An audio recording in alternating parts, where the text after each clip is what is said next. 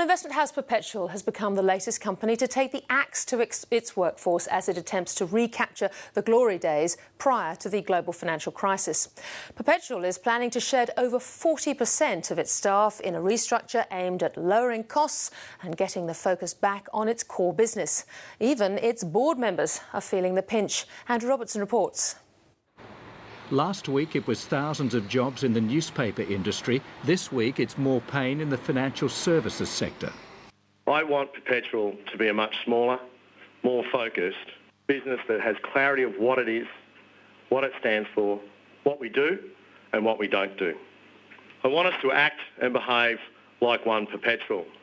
Being a smaller business means Perpetual will be axing 300 jobs directly and losing another 280 people through the sale of its mortgage processing division. It's part of a strategy the company says will allow it to simplify, refocus on what it does best and to grow. When you look at the metrics of the business, it's obvious that something needed to be done. They haven't been able to grow their profits in 10 years despite the fact the debt's gone up and the equity contributed to the business has gone up as well.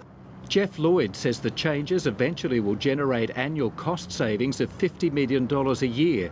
The downside for shareholders is that this year's after-tax profit will halve to between $22 and $29 million thanks to the costs of the changes. It's back to the future in the sense of the look of Perpetual now, in the sense of the businesses they'll be running, is far more like it was maybe 5 or 10 years ago than it has been the last few years.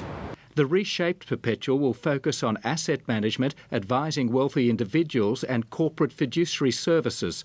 Peter Van believes Perpetual lost focus during the bull years leading up to the GFC-inspired stock market crash in 2008, but he wonders about the merits of slashing staff numbers by more than 40%. At this juncture in time, without more information, impairing their ability to move forward or increasing operational risk would be a question mark I have. Time will tell as to whether the appropriate staff have been cut or will be cut, and if that will pay off in the end.